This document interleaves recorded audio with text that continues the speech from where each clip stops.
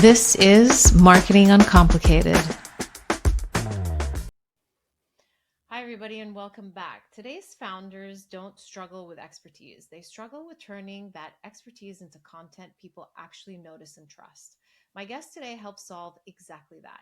Jake Isham is a filmmaker turned brand strategist and creative director who's helped over 150 entrepreneurs and brands from early stage founders to names like Grant Cardone and Callaway use stories to drive real visibility and credibility. As a founder of Creative Mind, his work has generated over 1 billion content views, but what I love is that he makes storytelling practical and accessible, even for first-time founders. Jake, welcome to the show. We're super happy to have you.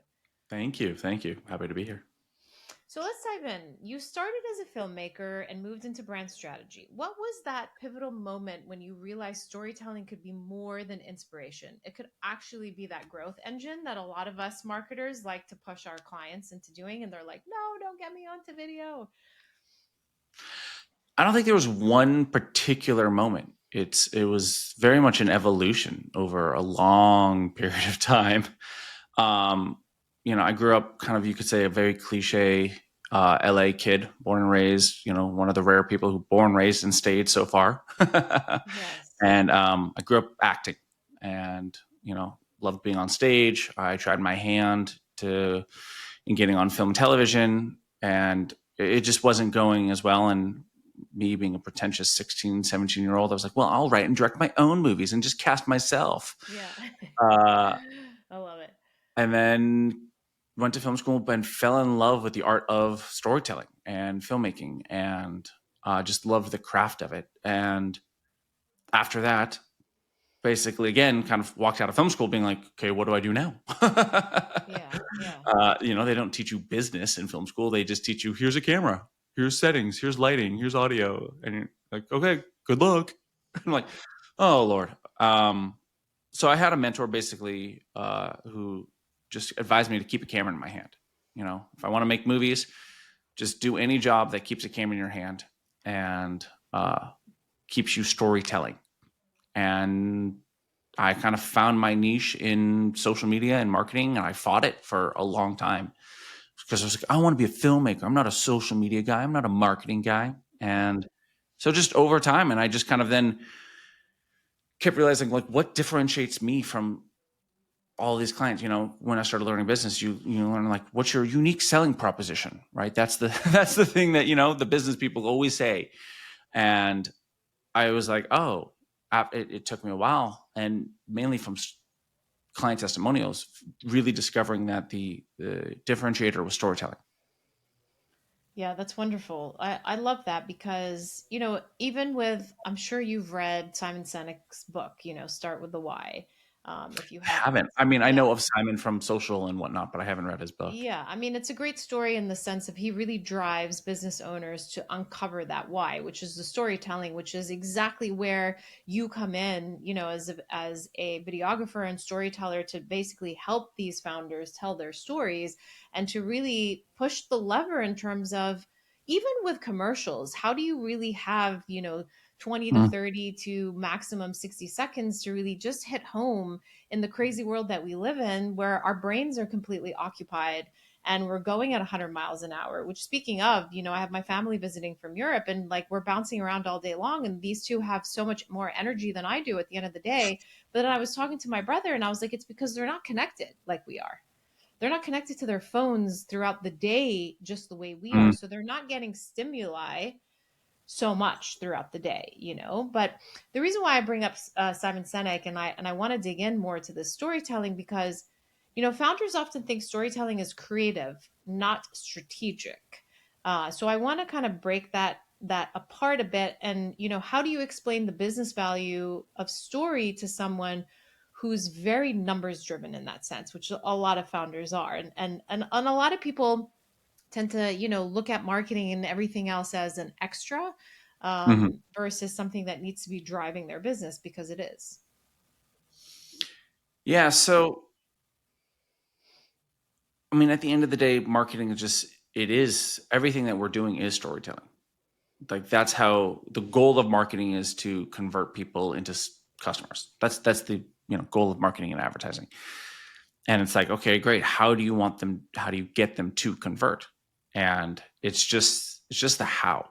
So it's like, okay, a better story will resonate more with the audience. And that's where, like, I always kind of compare it to filmmaking and to the movies that we watch. You look at Harry Potter and the phenomenon that's created, Star Wars and the phenomenon those were just stories. And there's very simple frameworks to, the hero's journey you might hear of, like the 3-act structure. These are, just filmmaking and storytelling frameworks. But the reason why people buy things is because they know and they can trust that it solves their problem. It's the only reason that we buy anything. It's okay, we're going to buy this food because we're hungry. It solves that problem. Like, it's as simple as that. Yeah. Like,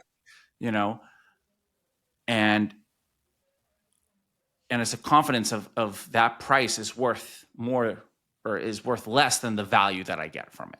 Right. Yeah. And so the storytelling is just the tool to convey that. And it's just the tool to build that trust. Do you ever have aha moments with clients that have been uh not necessarily second guessing going into doing something like this, but feel like on the tipping point of, maybe not so much, maybe we don't need it, or and then all of a sudden you do the work and it really comes out and the sales come out for it, and their facial expression is like, wow, I didn't believe until now I believe. Yeah. So many of my clients have that because I work so much with, like, you could say, first time content CEOs, the CEOs and the entrepreneurs who are just putting themselves out there for the first time online and creating videos and are like, okay, I don't want to do this. I have zero interest in doing this, but this is the necessary evil that I, have to confront. And I mean, one client in particular, I'll tell you a story, Yeah. who fought it for years. Is a dear friend and fought it for years and years and years. And like we would work together a little bit for 6 months or so, and then he's like, I don't want to do this. And he's in the entertainment industry. And recently, earlier this year, he was like, all right, let's double down. Let's actually go for this. And you saw the change in his eyes and the way when he would create the videos, he was like, okay, his decision was there. It was not fighting it anymore. And he just kind of let the reins go. And we've been putting out videos for about 6 months now. And it's very cool because he fits across kind of different genres of the entertainment industry. And he speaks on, and he's had viral videos in each one of those 3, which that was the first thing that he went, oh my God. Cause I'd be like, hey, this video just hit 100,000 views. And he just, and he talks about like niche stuff. It's not like, oh, this really broad general, like, it's like super niche. And he's had viral videos in all 3 of these niches. To then even most recently where he told me about, he went to, kind of a she Hollywood party, like screening. And one of the top Hollywood directors in Hollywood came up to him and was like, I love your videos on TikTok. Oh, Like, wow. I absolutely love your videos on TikTok, which his TikTok is his least followed and his least viewed channel. So like, you never know where people are watching your content and where they're consuming and who is consuming it. Yes. Because like, this person that you wouldn't even expect to have a TikTok is watching his content on TikTok. And so that's why I'm always a big fan of, like, just keep putting it out there, because you literally never know who's watching it and you don't know where it can go. Yeah. Speaking of viral, what makes videos go viral versus not go viral? So I'm actually, you could say That secret sauce. well, this is going to be, this is my contrarian view. It's actually, I don't care about virality. Yeah. Like because, like, for example, none of those videos on TikTok went super viral, but you're having the right people view it is so much more important than a viral video. Yes. I've had a 10 million viewed video. I've had multiple plus 1 million viewed videos. Didn't help grow my business. Didn't make any extra money off of it. Didn't provide any clients. So it is so much more important to make videos that speak directly to your audience, that speak to the pain points, that connect with your public. Because unless you're trying to be an entertainer, look, if you're trying to be an entertainer, you need views. That is the product, is views, because advertisers are going to work with you and all they want is views for the most part, if depending on the campaign they're running, if they're running more awareness campaign or conversions campaign. But if you're running a conversions campaign, and I work with, again, a lot of B2B entrepreneurs, which is you want people to actually take the next step, go to your website, go to a landing page, go get into the funnel, get into the ecosystem. That I go, if you had 1,500 views and you had 10 clients from that, most service-based businesses, most B2B entrepreneurs couldn't handle 10 new clients right now.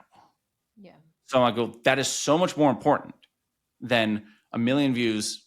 Great, we could pay for 1 million views in China, in the Philippines, in Thailand. Like, it's not going to do anything for your local based business or your coaching business, or like, they're not going to buy. So you could say that's my contrarian view. Now, in terms of what makes a really good video instead of a viral video, is a really good hook. Like, your first 3 seconds is what matters. Half of that is what you say. The other half is how you say it and like the speed at which you present it. So you could talk like this and be kind of boring. But if you were talking a little bit more animated, that's why you have all these jokes about like, what is the social media voice? The social media, hey guys, what's up? Like, because it works. Like, it's annoying because it works. Yes. Yes. And look, you got to make it your own. Yeah. People can sniff out authenticity and being inauthentic so easily these days. And then really talking to your audience. The videos that I made that went viral were about my dog. I did not have any interest in being about a dog and being a dog dad influencer thing. And then that hurt my algorithm too. Any of the videos that I made about my business on my channel wouldn't get any views because they all got sent to people who like dog videos. Yeah. So like, yes, your videos might not get a lot of views, but they're getting the right views. And you want to, and it'll take the time it takes. But what you're going for is getting the right views. Because right now, if you look at your own algorithms, it's so interest-based. Yeah. Right. So for whether you're your own marketer or you're marketing for clients, like you want to, it's so interest-based that you need to have it so carefully and meticulously organized that you're speaking directly to your public. So every video talks to that specific audience. Yes. I don't know if you watched The Diary of the CEO, but his hooks for his fabulous. Yeah, for his previews. Yeah. Makes you want to watch every single one of them, Mm-hmm. I mean, I'm like, I have so much to do in life and I just want to like watch The Diary of the CEO all day long. And I love that when he did his year-end wrapped, he didn't call them hooked. He called you, we left you hanging 200 and something times, right? Because he really does leave you hanging. And it's the suspense of, oh my gosh, what were they going to say? Like, even if it's a topic that you don't necessarily follow, you're gonna listen to it because he's hooked you, and now you have the education of this topic that you've never really dug into before, which I think is fabulous also. Yeah, I mean, he's the one of the best at teasing you for what's going to be an hour and a half to 2.5 hours of your life. Yes.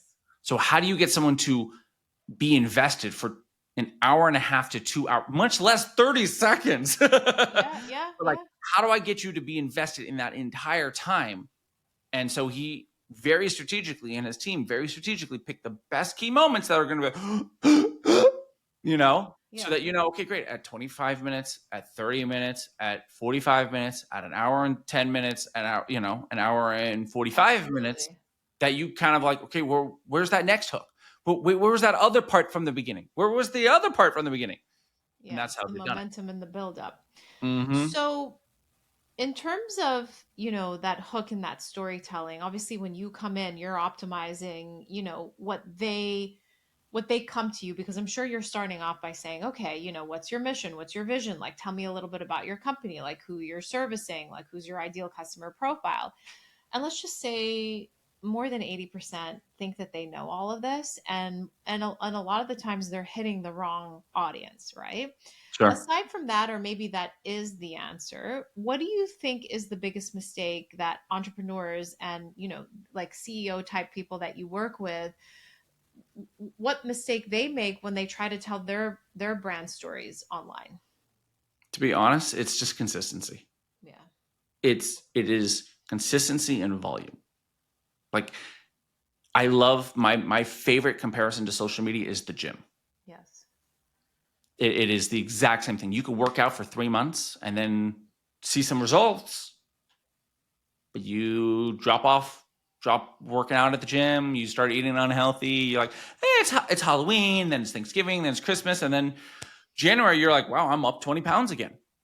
Like, I've personally, the reason why it's so real to me is I fluctuated 60 pounds in my adult life about 6 times. Yeah.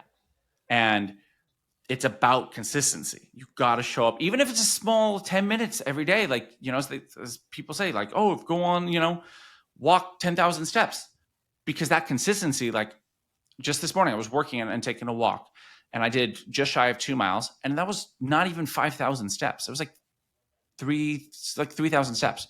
To do 10,000 steps a day, that's like 5 miles. Of course, you're going to be healthier walking that. And so the same thing is, if you post a video a day, even if the hook is not great, even if the lighting is not fantastic, it's better than nothing. Yeah. You'll improve your quality as you go. The hardest thing that I found is, first, just consistency. And then I had a client, for example, we were posting, and in 1 week, they had an event that they were doing. So we doubled up. We were posting 2 times a day. And their viewers went from 20,000 roughly viewers in 28 days to over 60,000 viewers in that 28 days, but only from like 1 week of doubling up their content. And I was like, that's how you win. It's actually just a volume game. Yes. And I'll give you one last story on that, which was, we're specifically talking about like Instagram. across all channels. Across all channels. Across all channels. Yeah. Obviously, there's an aspect of quality. Yes. There's so many like you could say case studies that I have on these, where like, there's a nonprofit I work with, and there's all these chapters, and I was talking to one of the chapter heads who's doing social media, because they have a fun internal game between all the chapters to see who can get the most views and get the most attention. And I was like, the secret is just post more. Like, the videos don't have to be better. If you just go from posting 1 a day to 3 a day, you're going to literally 3x the amount of views you get. It's just that simple. You also now have 3 more times to get a viral video, to get a video that sells and brings in 100 times more traffic to the chapter. Like that, it just comes down to volume, and people so don't have the correct estimation of effort of what that volume is. But then I want to do a quality standpoint. As you do the volume, yes, you need to increase the quality over time. It doesn't need to be from day one, but you need to increase the quality over time. For example, I have a friend who is a big YouTuber, and she had great growth in the beginning over the first like 2-3 years of her career, and still unfortunately hasn't invested in her gear. Still just. What's her reasoning? Has she ever said to you? Is it because why do it if I don't need it? She's a bit overwhelmed. It's a bit scary for her.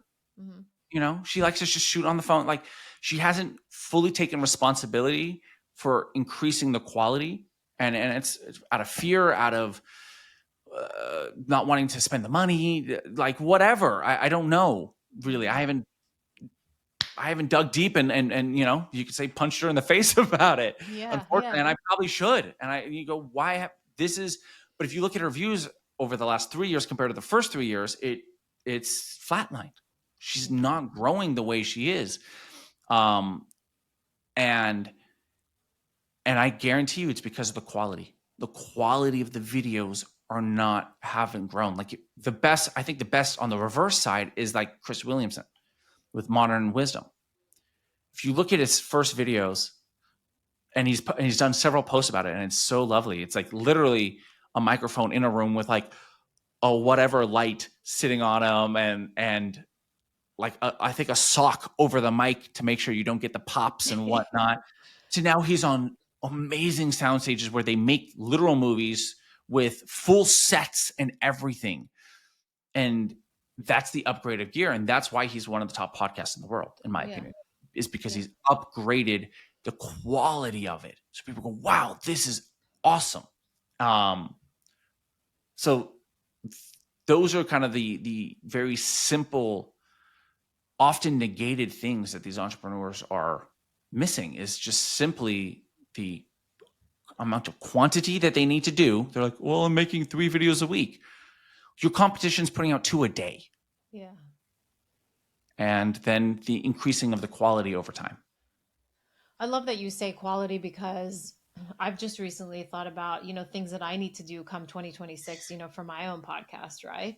And I think you go through a year and all of a sudden it's the end of the year, right? And you're like, oh, I'm going to get this, I'm going to get this, I'm going to get this. But I think if you don't get it by the next year, then to your point, you're stagnating in terms of quality. And I think that it's highly important. I think, to ensure, I mean, just recently I got a better camera, versus using, my computer camera, and so on and so forth. Just adding these small little details, like don't create 100 list or a list of 100 things. Yeah. Go out and get the 2 or 3 things and just pile them up month Mm-hmm. over month. You don't have to just go out and buy everything at once, is my opinion.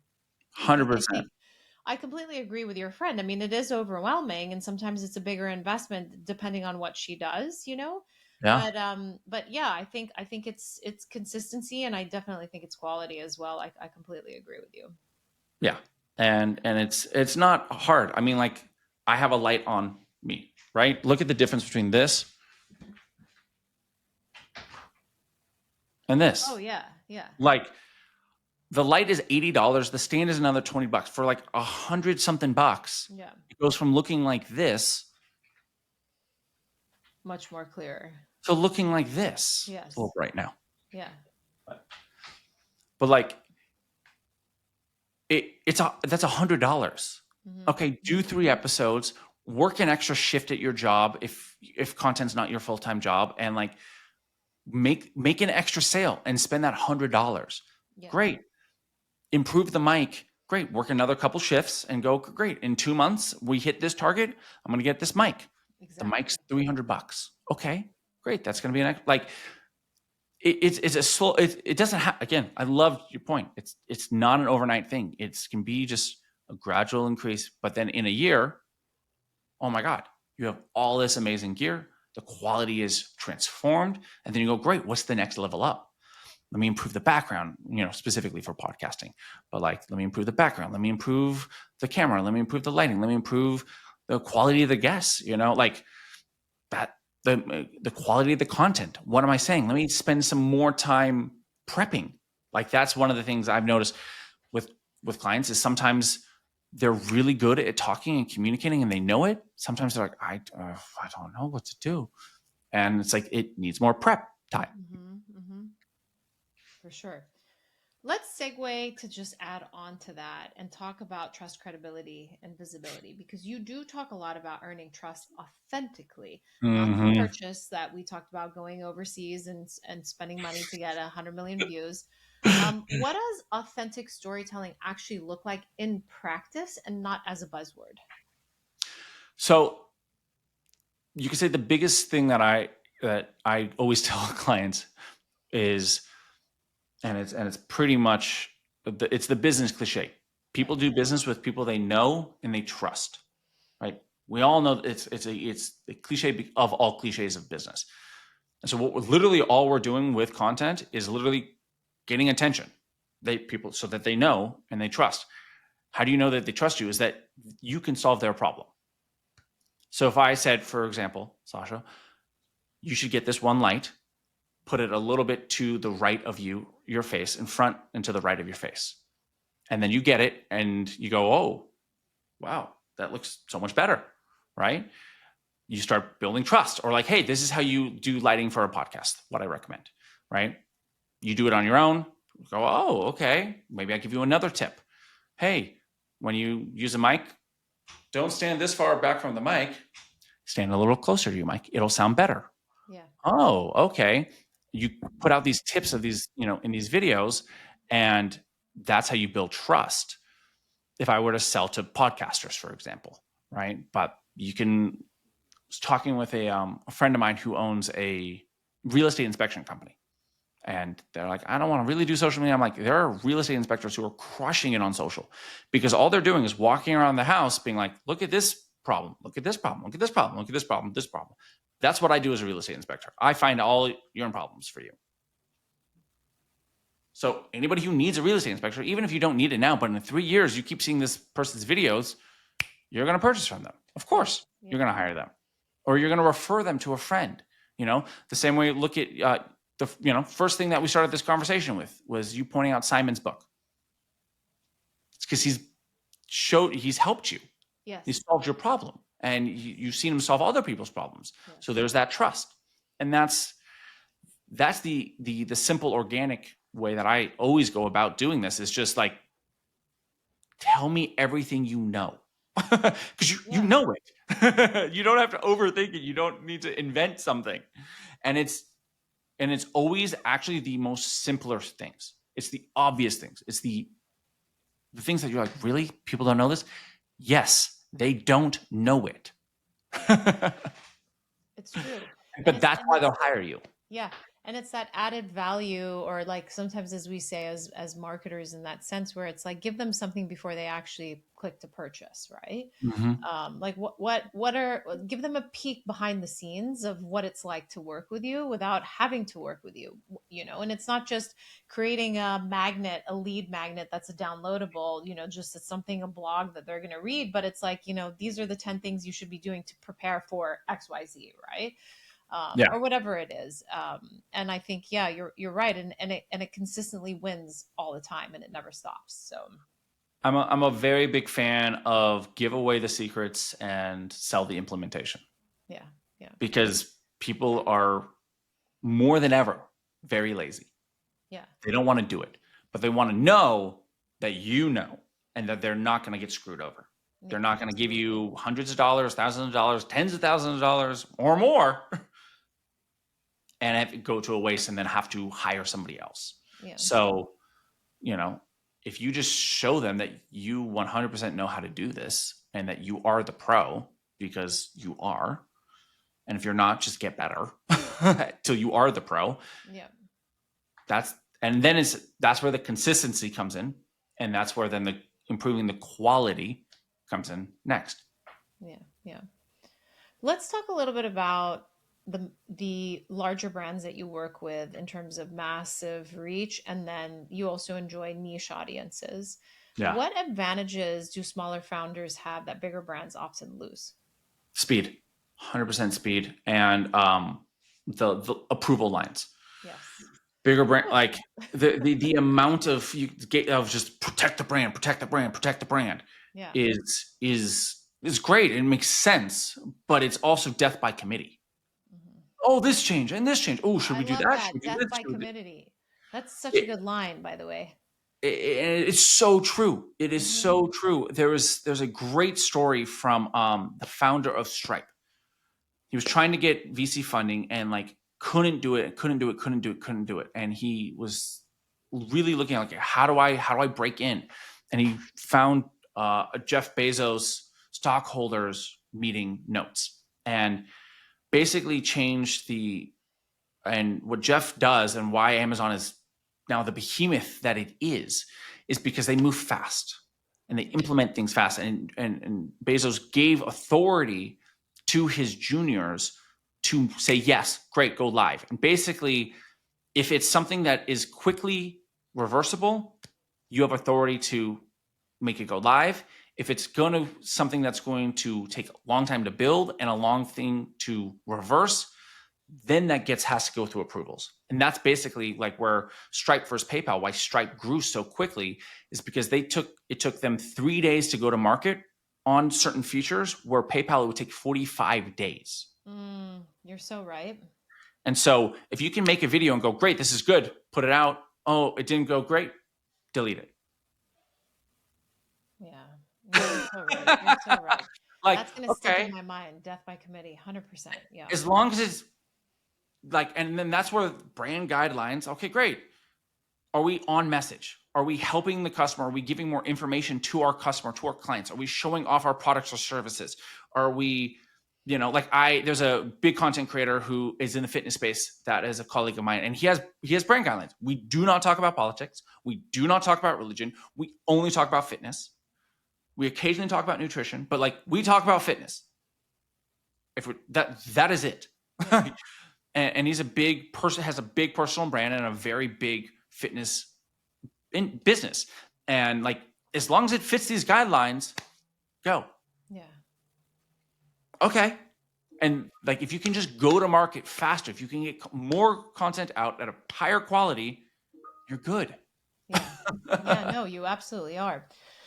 With that, I think, just going back a little bit to what we talked about in terms of, that one client that you had that was in the space, in the movie space, or Mm-hmm.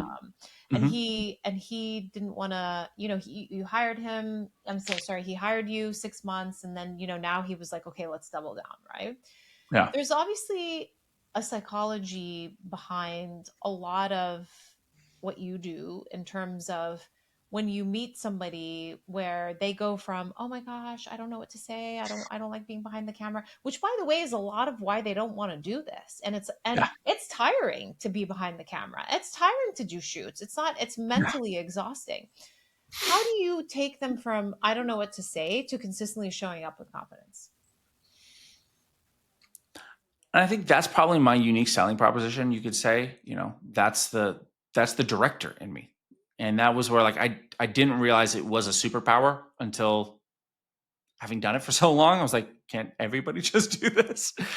Um, Part of it is just validating them that they know what to say. So much of it is just like you know what to talk about, and I guess I just ask the right questions, and I am ever since I was a kid, I love learning. I'm the guy at family dinner who knows all the weird random facts about so many random things. The jack of all trades. Like I've done, you could say, every artistic endeavor professionally. I've been paid for from singing to dancing to acting to painting to music. I've ran a recording. Like I've done all that. I know. And so I think for me, it was just, I can embody the viewpoint of an audience member, of a customer. So I can just ask the right questions of them. And then they just go, well, blah, blah, blah, blah, blah. I'm like, great. Let me just make sure I'm rolling the camera. and it's so much of that. It's just like, okay, well, and this is what I tell clients, is like, look at your sales calls, look at your FAQs, look at your reviews, look at client, a secret hack on like what to say is look at your competitors' negative reviews. Like, what are your customers basically bad mouthing about other clients? We'll talk about that and how you don't do that, or you're the reverse, that you do the positive side of it. Like, there's so many ways to get content. A very fun secret hack that it's not particularly secret, but a fun hack that I love to do is type in on your favorite AI model, Grok, ChatGPT, Perplexity, no preference here, and go, give me 50 contrarian views about blank, insert industry, insert niche, etc. And start picking ones you agree with. Or if you disagree with it, then take the opposite viewpoint. And because those are things you're going to want to talk about. And so but then back to more your point, I know I got off a little bit on a tangent on the building confidence. Is, in my opinion, confidence just comes through repetition. It really, confidence just comes through repetition and being brave.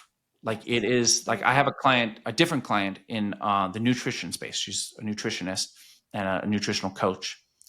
And are we allowed to curse on this or no? 100%. Okay, great. Because basically she get on camera, like this was our first shoot. We had our first shoot literally just like 2 weeks ago. Yeah. And she literally canceled on me 3 times. Oof. 3 times. And I was like, No Pay me the grumbling. money and like just so that it's booked because she wants to do it. But the voices in her head just were so overwhelming for her. Yes. So overwhelming that I eventually was like, pick a date. We're doing this. I'm showing up. She wants to do it. And I literally was like, the one way to you get the voice to, STU to shut the fuck up is to literally just tell them to shut the fuck up and do it. The more you do it, the more confidence you have. That is literally the way. And that's where the volume comes in and the consistency. And like my joke is with clients, whenever I'm on a sales call, is like, you don't need me. You have a phone. You have a 4K camera in your pocket right here. Like you don't need me. You can get a light for $100. You can stand by a window for free. You get great soft lighting just from a window. Like you don't need me. What I am is accountability. What I am is the confidence. What I am is the personal trainer. The rooter, the one rooting for them. Yeah. And is the fitness, and I jokingly, that's why I love again the working out as the analogy. So true, by the way. I'm just a personal trainer that you're paying the $100 an hour to help with because you're not going to show up by yourself. I bring the gear, even though you tell yourself you will, you're just not. And so you're paying an agency, you're paying a filmmaker, a videographer, or an intern, whatever, purely just to hold yourself accountable. And like I always know the clients that get on my sales calls that already have a big following, literally 9 out of 10 times don't hire me. Like that I worked with a guy like Grant Cardone is an anomaly. Yeah. Because those are the guys that don't need my help. Yeah.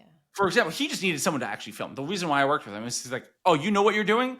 And you're in LA? Great. I'm in LA. My team's not out with me. Great. Let's go. Yeah. That was why I got to work with Grant. That's amazing though. Yeah, exactly. And, from a personal referral, like Jake's the guy, he's out in LA. Perfect. Great. Yeah. I don't, hire me because it's also that and it's also that meet that can then further push you on to who he's going to introduce you to, so. Exactly. And having been able to have him as on my CV has for sure definitely helped. But literally 90% of my clients are first-time content creators and first-time content CEOs.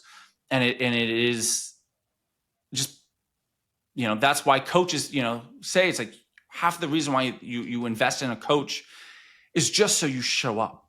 It's just so you have accountability. You pay for the gym, you pay for a trainer because you go, well, I'm wasting money if I don't use this, if I don't show up. So how I help them is just being there. Being in communication, being that confidence. Otherwise, just if you're doing it by yourself, point a middle finger up and just say, shut the fuck up. Let's go. And do it. And cry and get angry. Go through whatever emotions you have to show up. Or pay whatever money you have to show up. It's going to be emotions. It could be all of it. It could be crying. It could be an emotional field. It could be the money. It could be all of it to, so eat, make sure you're well fed, get your protein in. As much as a shot of tequila might sound good, I recommend don't do it. Just do it because it's never as scary as you think. Yeah. And I jokingly say, worst comes to worst, no one sees it. You get no views. They're like, well, no one saw it. Well, yeah, no one saw it. So you're fine. Yeah. I love that. That's literally the worst case scenario. No one sees it. Okay, well, no one saw it. Yeah. The real worst case scenario is that you go viral and you're an idiot. That's what you should be much more scared of. Yeah. And that's the great thing is with a coach, with somebody, they're going to help make sure you don't look like an idiot. You don't having someone like me make sure that you don't sound like an idiot. Yeah. And are there to help. Sure. I'll be honest. Even when I had taken professional, little clips and stuff, and the first one that I dropped, I was like, "You look stupid." Okay, can I tell you the worst? What are you doing? Okay, so I grew up acting. I grew up acting for over a decade. Trained in I was in the acting classes, performed in over 40 plays. I also was doing music at the same time. I performed in front of thousands of people before the age of 16 years old. After college, I was like, okay, I'm going to do this marketing thing. I should make some videos myself. And I remember in a parking lot going, okay, fuck it. Let's let's do it. Let's do the selfie, Grant Cardone, Gary Vee, Ty Lopez. Let's do it. Yeah. I did 15 takes in that parking lot walking around. I got so many steps in because it was horrendous. I could not get through a freaking sentence. I could not get through a sentence, and I am classically trained as an actor, and I could not do it. Yeah. So it is It's not easy. It is not easy. You need, like, if you cannot do it by yourself, it is not bad that you can't do it by yourself. Like, it's not wrong. You're not doing anything wrong. It takes practice. And it's what I love is seeing clients go from month 1 for shoot 1 to shoot 6 and going, okay, great. Well, that was like 4 hours of work versus an hour of work because they're on. They go, great. Oh, next. How about this hook, Jake? How about that hook? And like the amount of work that I have to coach them is so much less. Yeah. And like, they're like, great, we just need, and it's so much easier because an entrepreneur, their greatest asset is time. Mm-hmm. It's not money. So if they know, like, they can go from shoots from 4 hours to 1 hour, and in 1 hour, they can get their content for the month. I mean, what more could you ask for? I agree. Jake, this has been incredibly grounding, honestly, and like practical. Oh my gosh, like I'm gonna go back and listen to this just because I think everybody needs this lesson. I mean, it's huge. I appreciate that. Before we let you go, though, we like to do something fun where it's like quick, short, answers, whatever comes to mind. Yeah. We do one word, one myth, one question. So let's go. In one word, what makes a brand story memorable?